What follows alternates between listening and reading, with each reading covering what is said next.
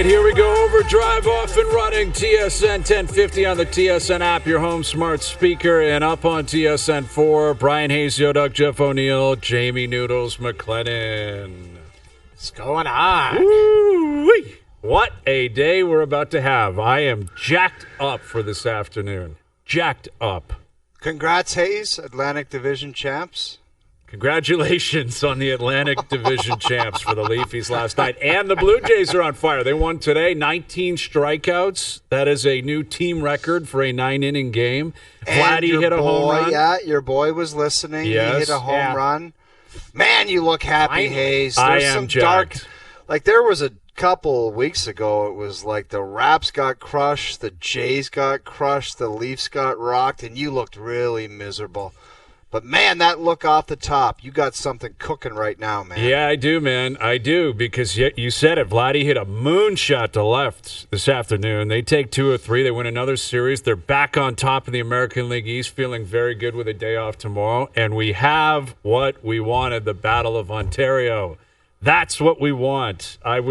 I would have been fine. Toronto, Tampa would be fun. Toronto, Florida would be a lot of fun. But this is what I think we've been waiting for a long time because, I was talking with Doogie. And Doogie's going back and watching clips of, like, Gary Roberts scoring in triple overtime and Tucker being a lunatic and jumping into the he wasn't bench. alive. Was he 10 years old? He was barely alive. He wasn't around. Yeah, Doogie wasn't around. Yeah. So he's like, I'm going back to, like, rewatch stuff, when Steve Thomas scored a big goal back in the day. I'm like, all right, you go and do that, Doogie. But at the same time, you laugh about it. You guys were in the NHL at that time. I was in school. I was running casinos out east.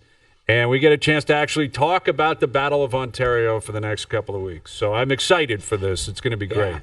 Yeah, I remember watching the series because I think one of the years, or no, maybe Toronto had to beat Ottawa, then the Islanders to get to us. But I remember watching Toronto saying, man, if we get them, that is a pile of problems. Like they're, the saying, like that guy's a problem. Really? Like that whole team was a problem. I was the other way. I broke somebody's heart yesterday who was like, you remember those Battle of Ontario? I'm like, no, they weren't a problem in the league. Nobody feared either one of those teams. It was Detroit's league. It was Colorado's league. It was New Jersey's. Like, those teams, I thought they were great, but I didn't, playing against them, I was like, I didn't see them as running deep. And the guy, like, was so rattled with me, but maybe I was wrong. Like, what years were we talking about that were like, these were like the craziest, like, battles, you know what I mean?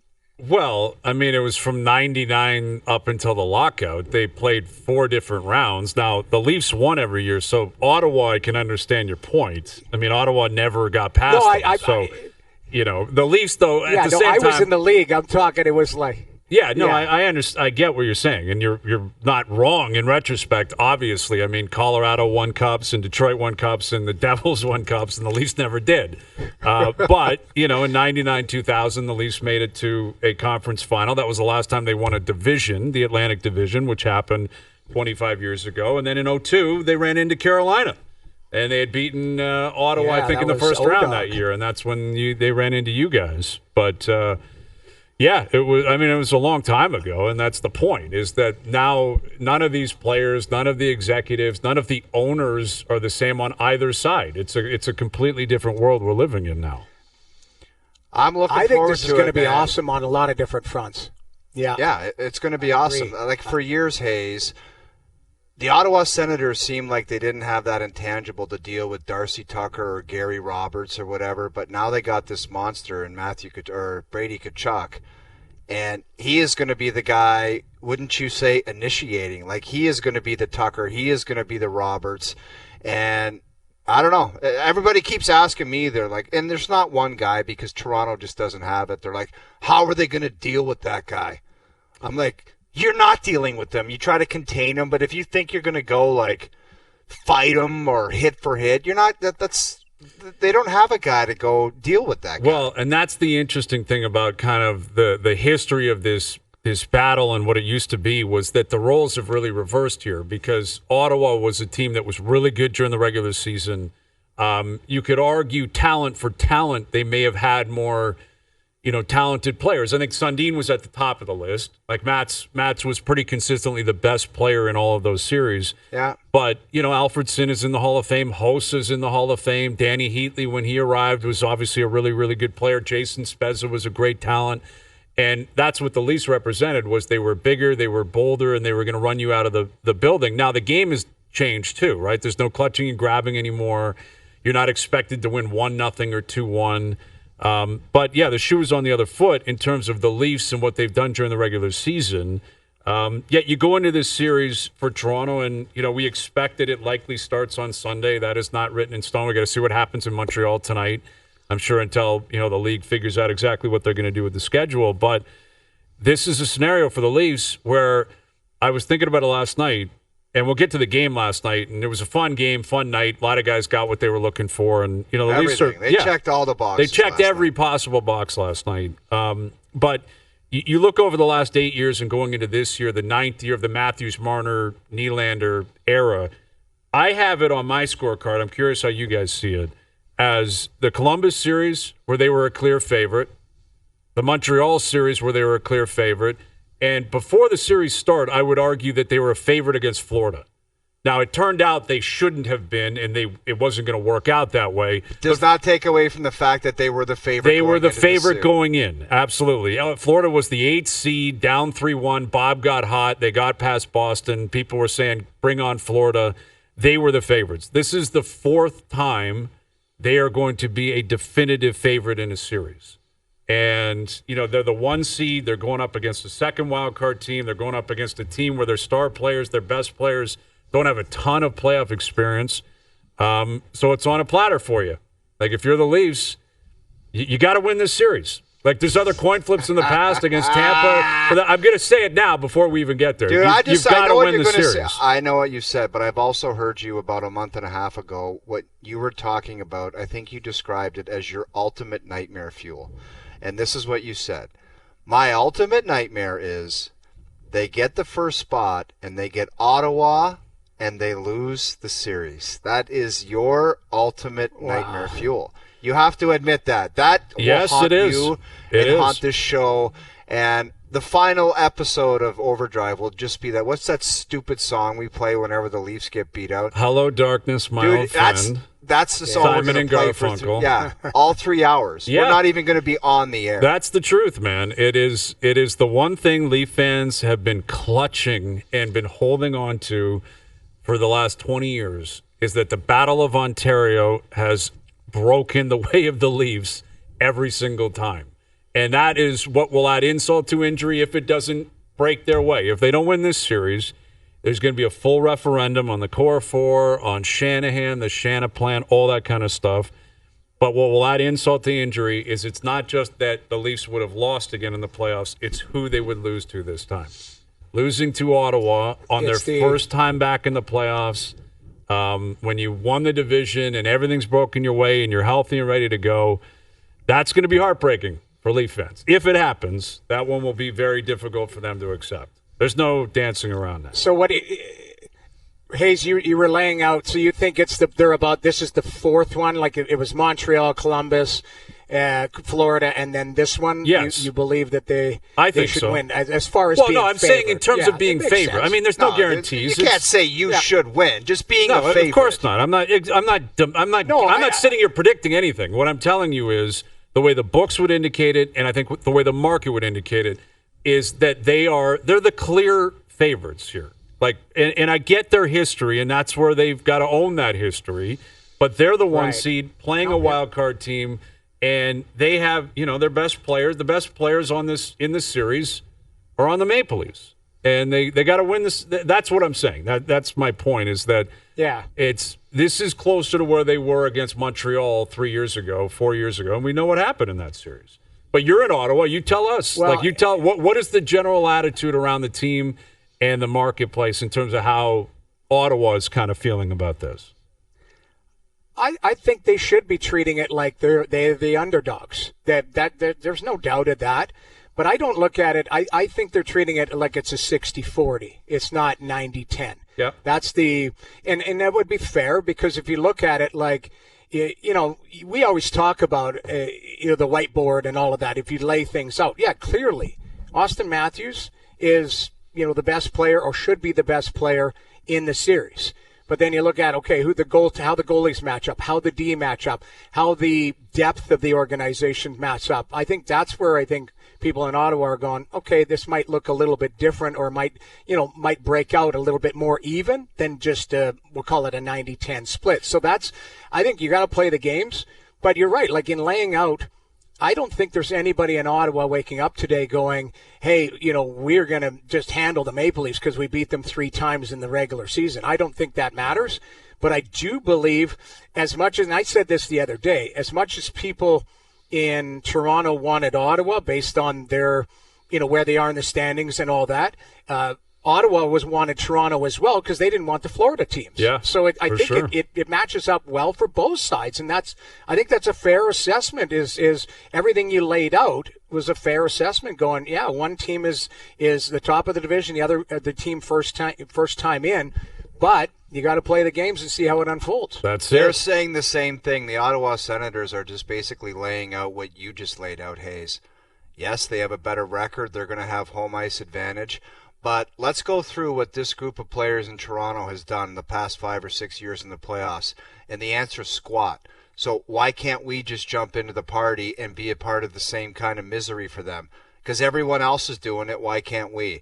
They have a difficult time winning in the playoffs. So let's go through some tape. We know what the players are. It's the same cast of characters. And let's find out what they struggle with and why they don't succeed. And we're going to apply the same thing and see if we can do the same thing to them. Yes, Austin Matthews is the best player on the ice. Mitch Marner's probably second. But they got a goaltender who can absolutely go nuts in the playoffs, Mr. Pink Scarf. He can be dangerous.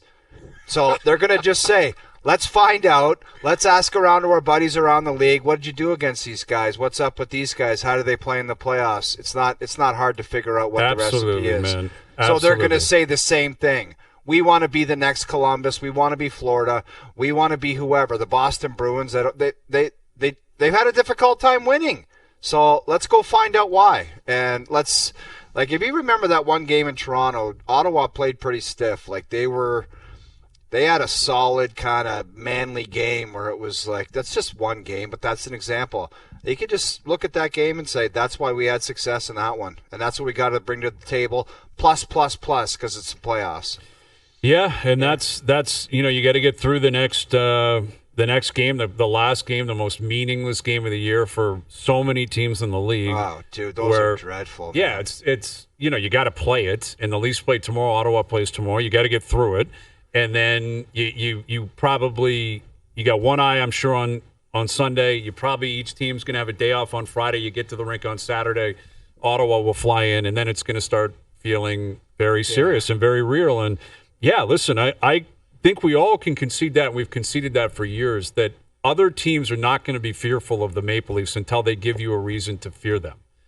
They have to do that. They have to go out there, and that means winning 4 games, not just 3. Again, they were up 3-1 on the Habs. They've been up 3-2 in series and haven't been able to close. So I think Ottawa will feel comfortable. I think they should feel comfortable. But it is, I guess, again, the point I was getting to about, when they played Columbus, when they played the Habs, even when they played Florida, here you get a scenario where they don't have the trump card in terms of winning experience in the playoffs, but they do in terms of games played. Where it's like Matthews, Marner, Nylander, Tavares compared to Stützle, Tkachuk, Batherson, Cousins. Those guys have never played a playoff game. Like none of the 4 Sens I just mentioned, they've never played in the playoffs. And Shabbat. Shabbat is another one. Obviously, Sanderson's another one, and these are. It's going to be interesting to see if the Leafs big boys take advantage of that. If they show up and they impose their will, because this should play out. If you want to use another reference from the Leafs past, that first year the Leafs got into the playoffs. Remember they played Washington, and Washington had been to the playoffs every year and kept stubbing their toe. And it was Ovechkin and Williams and Backstrom and Carlson and Holtby. And it was like these guys, they had to win. They had to. The pressure was all on Washington. The Leafs were up 2-1 in that series at one point.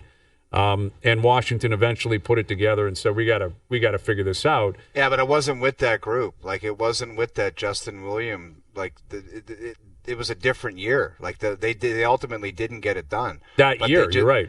Yeah, that year. But they beat the Leafs. They beat the Leafs in the playoff of course. run. Yes. They were, and then they just, I don't know, I just always say, do these guys sit and have beers or go for dinner? And I don't know. I just wonder what they talk about. Like, I wonder what they talk about, what's gone on in the past, if it makes them sick. And I always do it at this time of year because I always think of what could be. Because people talk about the excitement in different cities and people going to playoff games. Like, this market, as far as hockey, you just saw the basketball team win a championship here in 2019. It was pretty crazy down there.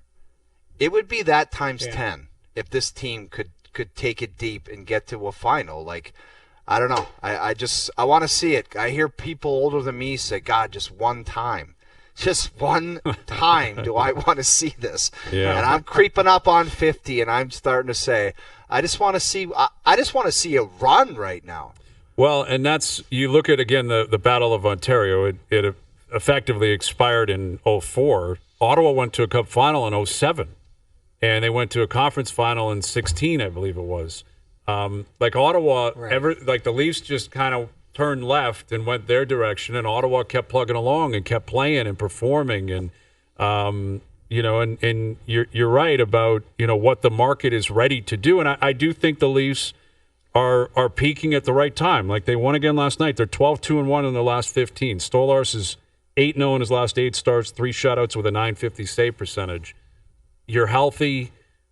I think McCabe's going to be ready. I think Ekman-Larsson's going to be ready. You got home ice. Like, this, it's on a platter for you. They've earned it because they won the division. They had to go get it. Right. Tampa won last night. Like, Tampa was chasing them and Florida was chasing them. Ottawa was right on their tails a month ago.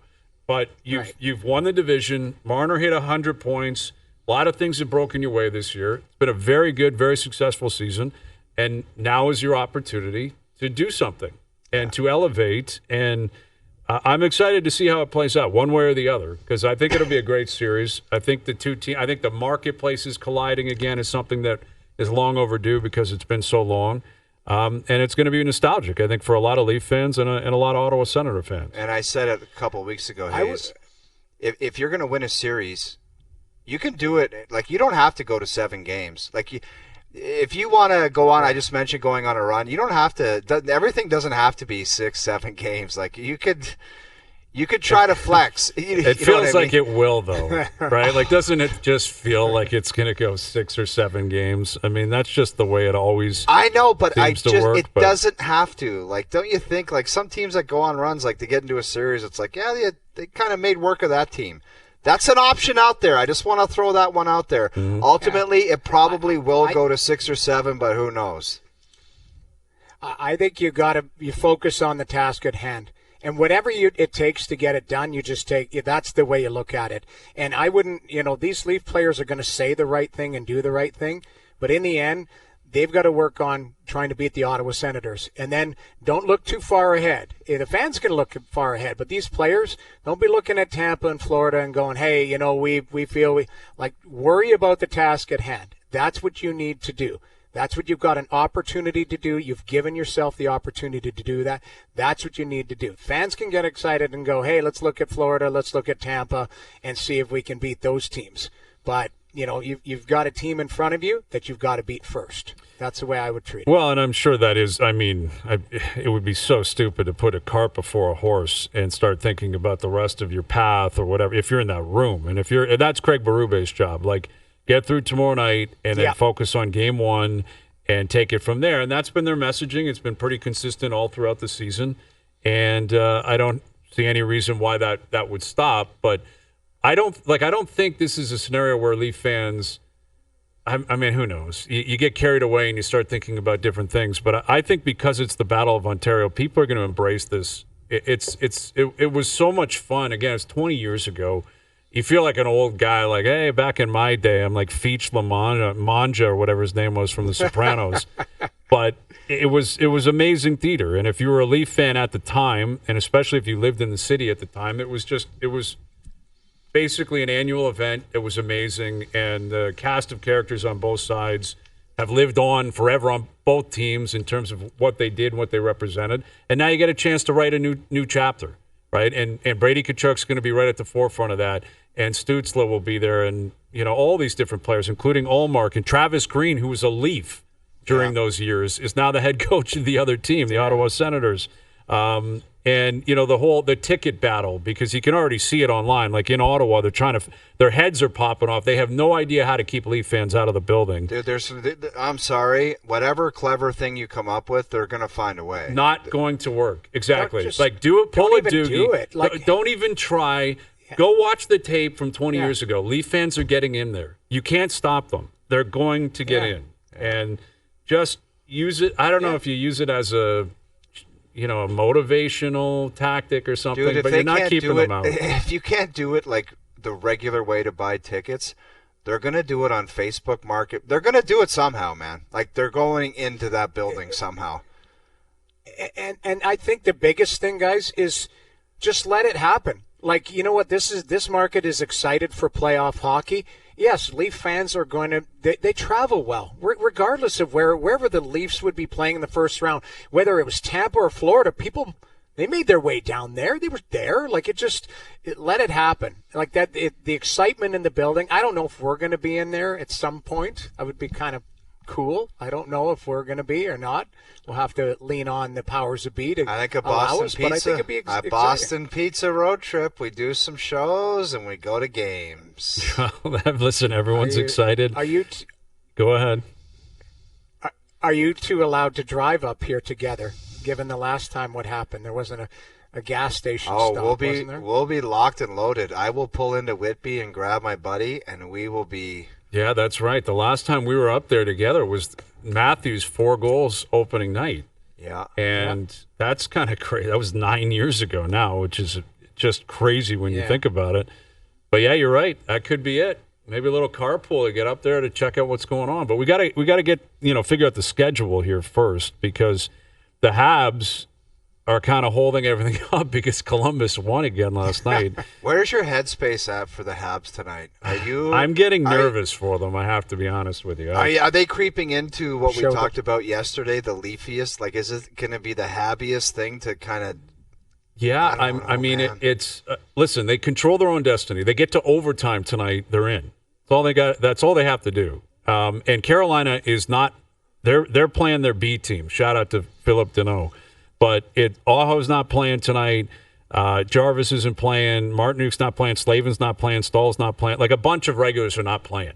So you've got effectively an exhibition roster heading up to the Bell Center tonight for Carolina. Yet I would argue even this lineup is probably better than the one Chicago brought up 2 nights ago.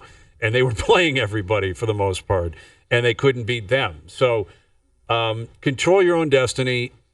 My thought process would be, if I'm Marty St. Louis, be as aggressive and as physical as you possibly can be, because Carolina could not care less about this game.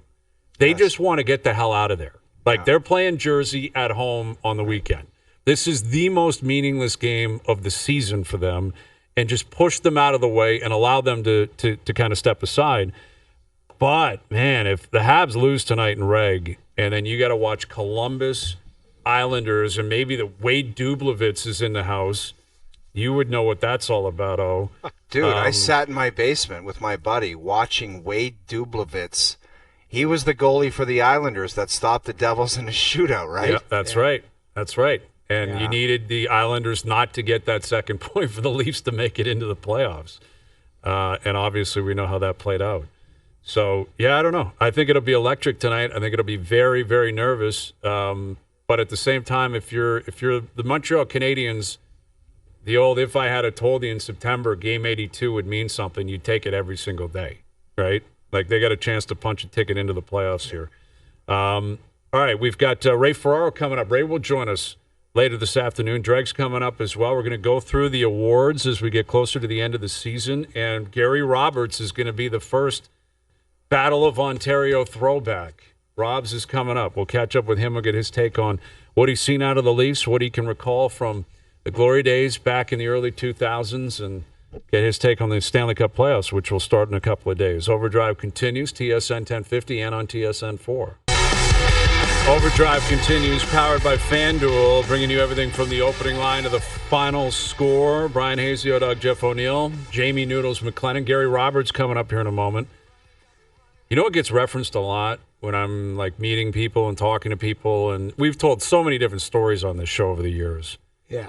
But, your golf story with Gary Roberts, with him in the bunker up by the green. Someone brought that back up a couple weeks ago. And... Dude, it was horrifying, man. I'll never forget it. I was back in the fairway because I had to cancel a cell phone and restart a new one. I don't know. That was back in the day where I don't think there was SIM cards, so you had to call and do this type of technical stuff, okay?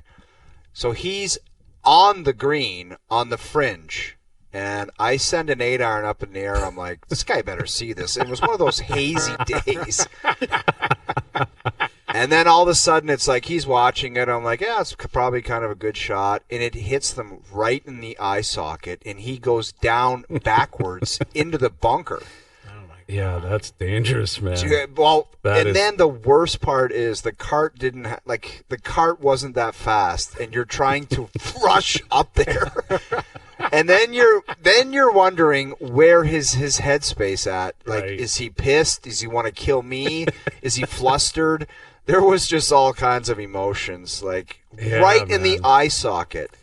And then he's like, "Why didn't you say 4?" I'm like, "I thought you saw it. I don't know. I didn't know." It is tough when people are up ahead and they're watching you. You assume do I have to call 4? Like you're dude, watching. 148 yards away. Yeah. And I launch an 8-iron up in the air. I'm like, this guy's got this thing. And then he just goes tits up in the bunker. And it was a mess. I guarantee you he still remembers it, and it's a sore spot. Oh, he wants a piece of He's still he's taking a number, man. There's a chance you're going to get hit at some point. Ask him what his recollection of that moment was. Here's a longtime NHLer former relief, Gary Roberts. Gary, do you remember taking an 8-iron flush off the face from the O-Dog back in the day? Well, first of all, did he say it was 185 yards away? No, 150. 150. Yeah. I was 150 yards away. And you know why? So why would I be at the green waiting for this guy? Because he's got his gun out and he's got his watch to see how far. It took him like a half an hour to hit the shot. Oh. Like, I'm busy. I'm trying to get through my round. This guy's out there taking forever. So I'm standing on the green. He doesn't even say 4, guys. So the very last second. And I literally, it hits me right in the forehead, and down I go in the bunker. It was a mess. Yeah, that's not good. So, Robs, we were also rattled. I don't know if you remember. We quit a hole later. We were just we just need to get the hell out of here. Well, you probably hit me in the safest place possible. Right in the head, and you're up. And Right it's in all the good. head. I'm fine. Hit me in the head. I was good. But, yeah, I do remember it. So, obviously, I wasn't that concussed.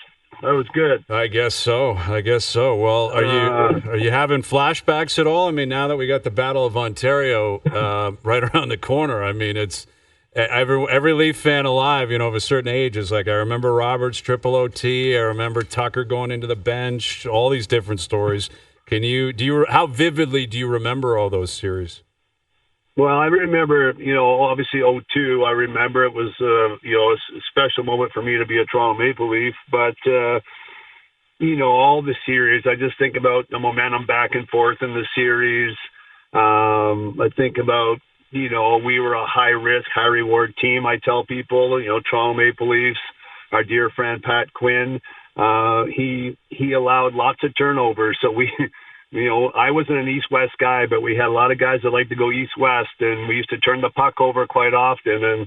And I say it often, if it wasn't for our goaltending, I'm not sure we win any of those series. Robs, when you talk about the intensity of the Battle of Ontario, you look back at the fights, as you mentioned, some of that stuff. What can translate into today's game? I mean, there is the game has changed, obviously, but when you watch this Toronto Maple Leafs team that's built a little bit differently this year, an Ottawa Senators team that doesn't have a ton of experience, what translates as far as a Battle of Ontario, but into the playoffs now, with that next level? Well, I think the intensity, and I know everybody says the game's changed, and I hate comparing, 2002 to 2025. I'm just not that guy to compare those. It's different time, different game. But if you look at the Stanley Cup playoffs over the last few years, I mean, there's been some incredible series, incredible intensity. Like, I really don't think that's changed. Yeah, like the skill of the game has changed. Your fourth line guys can all skate, all shoot. I get all that, but the intensity is still there. The excitement is still there in playoff hockey. Whether you're a young guy, an old guy, when you walk on the ice at Scotia in first game of the playoffs, Ottawa, Toronto, it's going to be electric. I mean, it's just the way it is. The history of those teams, and of course, we all know the first round of the Stanley Cup playoffs is usually the toughest round. And I'm looking forward to watching it. Matter of fact, I share tickets with 3 other guys, and it's this year's my year to get game 1. So I'm excited to be in the building for game 1 this time around. Roy, what was your approach for your team? Because if you look at the rosters of Ottawa back then and Toronto, you guys had the intangibles. You had yourself, you had Tux and Corse and Ty, and Ottawa didn't. And I'm not saying that's why you guys won the series, but what was your approach? Because Ottawa was a heavily skilled team, and you could almost argue that it might be flipped now, where Ottawa might be saying the same thing about Toronto. What was your approach? Every time they touched the puck, they needed to be punished, or just overly physical, or what was the mindset? Well, there's no doubt intimidation probably was a bigger part of the game back then. And, I'm not going to sit here and say we won because we were tougher. Do I think that was part of the reason? Yes, I do. Do I think that's as much of a factor today? I don't. But the intensity is still going to be there. I go back to maybe we were a little tougher. I thought our goaltending was better, and that's not to put down, Ottawa's goalie at the time. I don't think it's fair to put the series on him either. But Curtis Joseph and Eddie Balfour, they're big-time goalies. And the more shots they got, the better they played.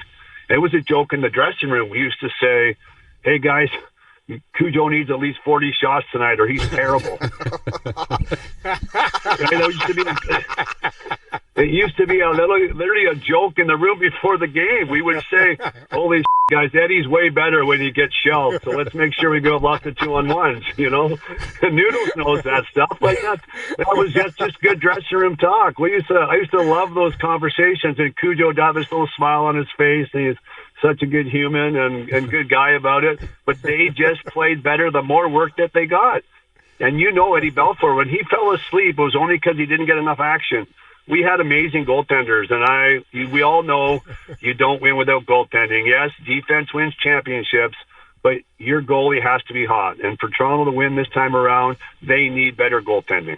Yeah, well, and that's, going into it, you got Stolarz here, who we believe will be the starter game 1. He's won his last 8 starts, 3 shutouts, .950 save percentage, but doesn't have any playoff experience, Gary, as you're aware of. I mean, he's never started a game in the Stanley Cup playoffs. I mean, I'm curious what you think the vibe might be or mood might be like in the room where you look at it. He's red hot. He's been unbelievable all year when he's played. He's been so good for the Leafs, yet he doesn't have that playoff experience. Like, how do you think his teammates could be kind of reacting to that? Well, I mean, I'd be excited I know if I was him, I'm sure he is totally excited about the opportunity.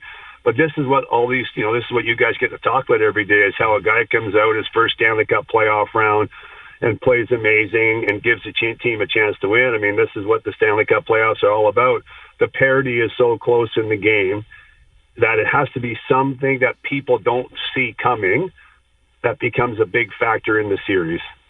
And I think it's an opportunity for Stolarz to have an unbelievable playoff round. And for the Leafs, listen, I spent lots of time with Chris Tanev in the last decade.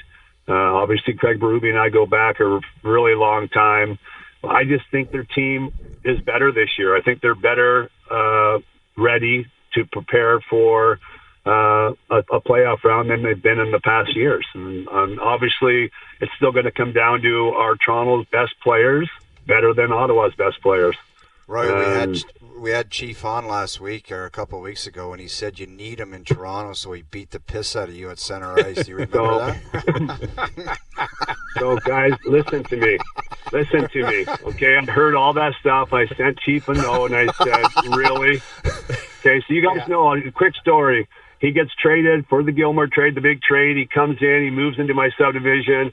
We get to the rink the first day, and he walks up to me, Craig Boom, he says, hey, Gary, he says, really sorry about beating you up last week in Toronto.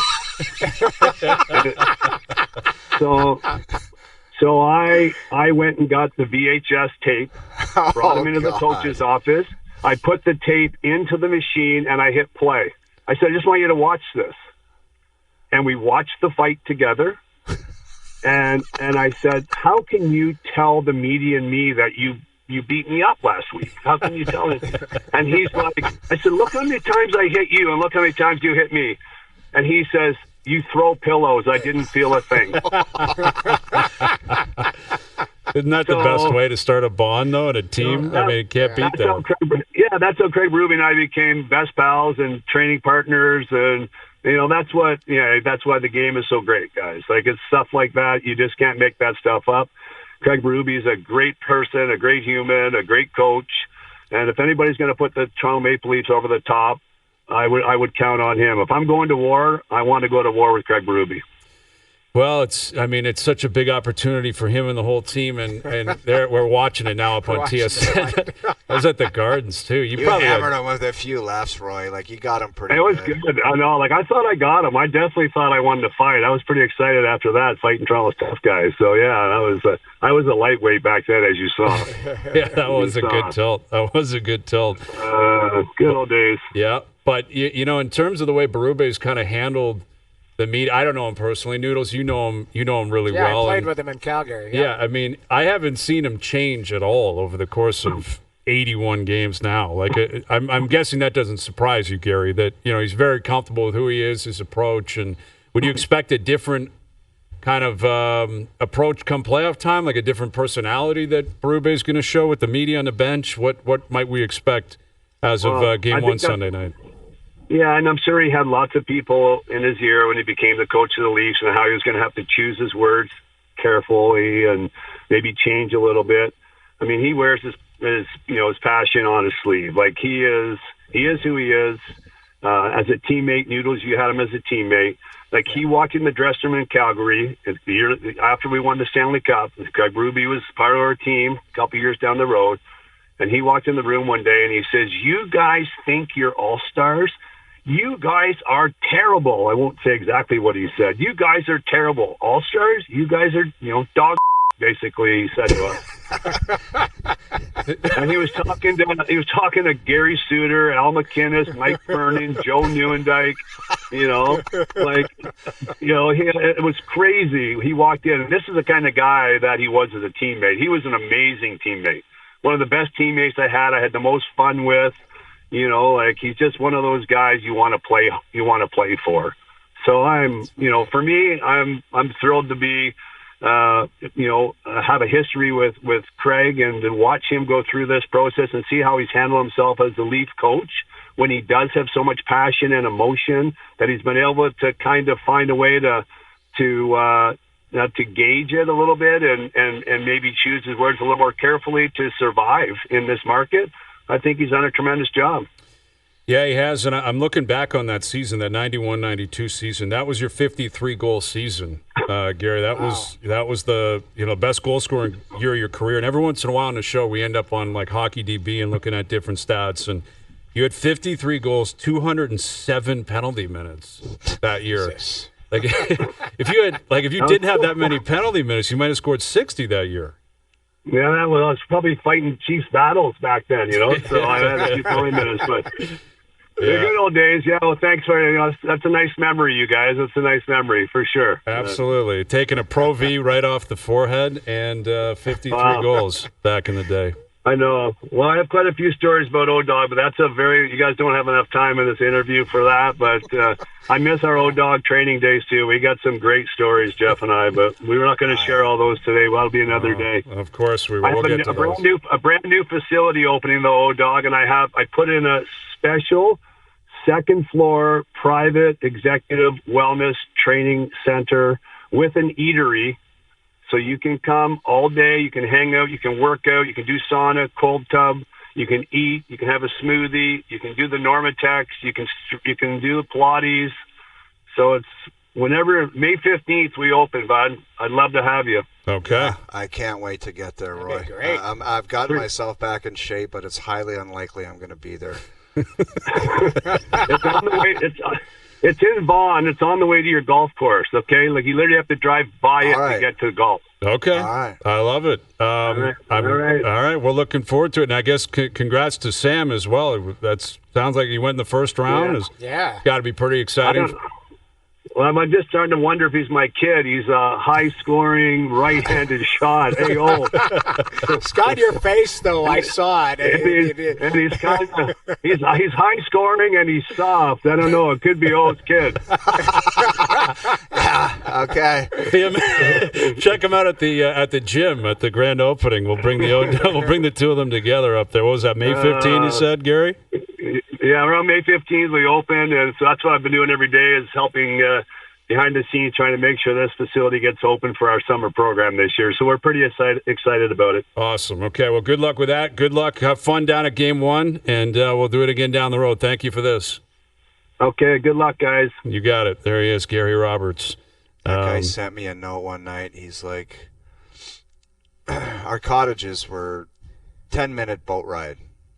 But this one day he said, I got this sled in, and we're going to do some sled sprints at this baseball diamond in Bala. And I'm like, all right, pal. That's so we're good. Because this guy, he had a guy in Gravenhurst tell him to put bamboo bars all over his boathouse and just climb around and do all these weird push-ups and chin-ups on the. We were crawling around like monkeys in his boathouse because that's what that was his thing of the day. Yeah. So he gets this sled in, and we're gonna do sled pulls, and I really don't believe that I was out anywhere in Muskoka, but I started doing this sled pulls, and I start going.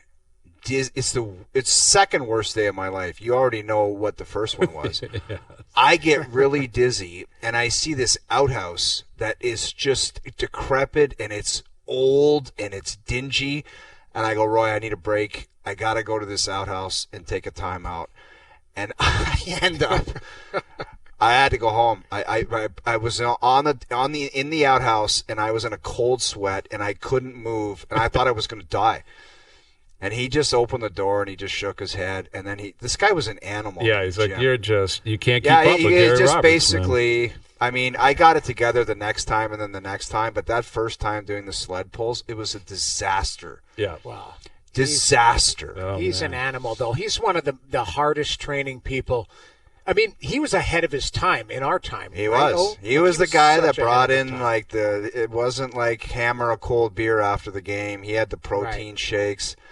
And hey, look, everybody does their business differently, but he was one of the guys. He was a trailblazer, man. Like he brought a different routine to the arena. Absolutely. Now there's McDavid, and he kind of runs through McDavid and Stamkos, and he's a key guy in all that fitness stuff. Big like to time, talk about man. in golf, Big there time. was Greg Norman and different guys. Gary Roberts is massive. Yeah. Well, his son Sam, I think he played for the Junior Canadians. Went in the first round for the OHL 15th draft. overall, I think. 15th, And Nikolai Kulemin's kid went in the first round as well, man. Kulemin's kid, I think, went to Kingston. So, it's cool. That is pretty fun. I've seen some highlights of Robert's kid scoring. He has, like, big right-handed shot. I love the way he describes his game, too. Just skilled and soft. Outstanding. No, but you don't understand with that guy. If anybody, for anyone to not play the way he did, which was a total. I was his line mate for 2 or 3 years. That guy, you could hear him breathing on the forecheck, and it was like, get out of the way because this guy is coming through, and there's going to be a loose puck. When we come back, I know we got to run, but see if Joe from the Bridge can. Was it an alumni game? He tried to fight Chris Draper. Yeah, that was the outdoor game at BMO Field. Yeah, he wanted to fight Drapes. Yeah, we'll find it. We'll get to it. Dude, him and his brother play men's league, and I can't imagine the chaos they cause out there. Him and his brother, Greg, lunatic as well. Okay. Ray Ferraro coming up. Overdrive continues. TSN 1050 and on TSN 4. All right, thanks again to Gary Roberts for joining us. He's right in the middle of things, man. It's going to be a fun couple of weeks. How many goals? Like my hockey DB, like that guy stole so many goals by crashing the net. Like I'd have an net, and he would just all of a sudden his head would he crashed. Like this is a guy fighting wanting to fight. Roberts and Draper in the outdoor game. He's hacking at him. And they're both Toronto guys. Like Gary grew up, I think, in Whitby. Draper's a Scarborough guy, I think, and they probably grew up playing against each other, probably in the same team. Just amazing. But that's what we're going to get, and that's the beauty of what this next chapter of the Battle of Ontario, the Battle of Florida. Right? These are hopefully going to be stories we'll talk about in 20 years. I can't wait to live it now. This is my first time living it. Like I say, I didn't know anything about it 20 years ago. Now I get to live it. I'm living in Toronto. I've done the Ottawa games. I get to live it now. It's be awesome. It's going to be a great series. I'm going to have to get you guys to argue against. There's no I'm going to have to do a Hayes versus Hayes. You're going to have to give reasons why the Sens will win, and maybe Noodles will give reasons why the Leafs will win. I like I've got that. lots It's of a possibility. That's a possibility. I don't know. I got reasons. I could go. Okay, we'll do that. We'll get to that. I like it. All right, we got Ray coming up, and again, we're tracking what's going on at the Bell Center tonight. Big one for the Habs at home against Carolina, trying to punch their ticket. The last team left to make the playoffs. Overdrive continues. TSN 1050 and on TSN 4.